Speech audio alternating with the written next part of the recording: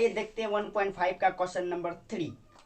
Question number 3 देखिए क्या कह रहा है। आपको याद होगा कि पाई को एक वृत्त की परिधि मान लीजिए सी, वृत्त की परिधि को मान लीजिए सी और व्यास को मान लीजिए डी। व्यास को डी मानना है और परिधि को सी मानना है। 3 नंबर क्वेश्चन, किसी वृत्त की व्यास को आप डी मान लीजिए और परिधि को सी मान लीजिए, ठीक है। सी के अनुपात से परिभाषित किया जाता है। कहने का मतलब कि यहाँ आपको दिया गया है कि पाई बराबर सी बटे डी होता है, ठीक है। पाई बराबर सी बटे डी, ये भी एक फॉर्मूला है। पाई बराबर सी बटे डी यानी परिधि बटे व्यास। अब देखिए, यह इस तथ्य का अंतर्विरोध करता हुआ प्रतीत होता है। किस तथ्य का? कि पाई अपरिमेय संख्या है। देखिए, आपको देखने से लग रहा होगा कि पाई को जब हम इस तरीके से फॉर्मूला के रूप में यूज कर सकते हैं तो ये पी बटे क्यू के रूप में लग रहा है आपको देखने में। आपको जब पी बटे क्यू के रूप में लग रहा है तो आपको लग रहा होगा ये परिमेय संख्या है, ठीक है।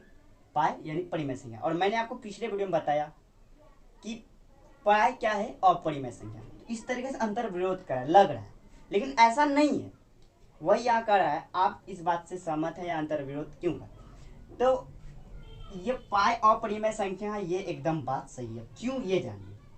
अब देखिए, ये वृत्त की परिधि है ना, वृत्त की परिधि, ये हमारा वृत्त होता है। चूड़ी देखे ना, चूड़ी, वो वृत्त होता है, ठीक है। साइकिल का चक्का देखें, वो वृत्त होता है। साइकिल का पहिया देता है, वो वृत्त होता है।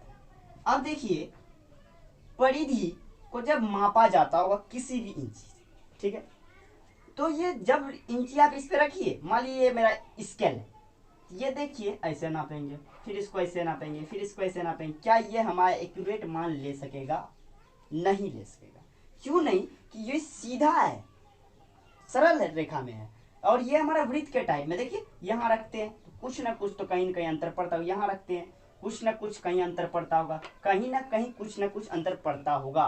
कहने का मतलब वृत्त की व्यास और परिधि जो होती है उसका जो मान दिया रहता है, इतना सेंटीमीटर, इतना सेंटीमीटर, 5 सेंटीमीटर, 10 सेंटीमीटर, वो एग्जैक्ट मान होता है। एग्जैक्ट मतलब सन्निकट, लगभग मान होता है, ठीक है, सन्निकट मान होता है।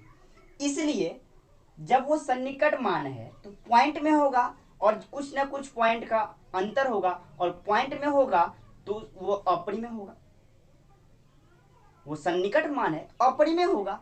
अपरिमेय होगा, ये अपरिमेय दोनों ही है, तो ये क्या होगा? अपरिमेय होगा। जब व्यास और परिधि अपरिमेय है तो पाई भी क्या है? अपरिमेय। इस बात का अंतर्विरोध करता है? नहीं करता। क्यों नहीं करता है? लिखेंगे क्योंकि वृत्त की परिधि और व्यास का मान सन्निकट मान या कहिए लगभग मान होता है। सन्निकट मान यानी लगभग मान होता है। यही हमारा 3 नंबर क्वेश्चन का आंसर कंप्लीट हो गया। 3 नंबर समझ में आया?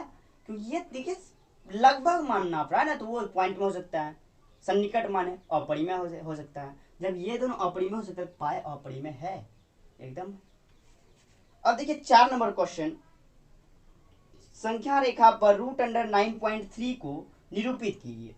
इस क्वेश्चन को सॉल्व करने के लिए हमको, यानी ये हमारा जो है रचना के टाइप में, ठीक है, तो ये हमारा होगा स्टॉम बॉक्स का यूज करके सॉल्व। इस क्वेश्चन को हम बोर्ड पे सॉल्व नहीं कर सकते हैं। जब आपका क्लास स्टार्ट होगा तो इस क्वेश्चन को अच्छे से सॉल्व किया जाएगा, और फिर आपको जितना इधर आपको पढ़ाई हो रहा है वीडियो के माध्यम से, फिर उसको रिपीट किया जाएगा क्लास में। इसलिए इस क्वेश्चन को हम छोड़ देंगे। इसके अगले क्वेश्चन को लेकर मिलते हैं अगले वीडियो में, और वीडियो को पॉज करके इसको आप नोट कर लीजिए और अच्छे से रिवाइज कीजिए। मिलते हैं अगले वीडियो में क्वेश्चन नंबर 5 को लेकर।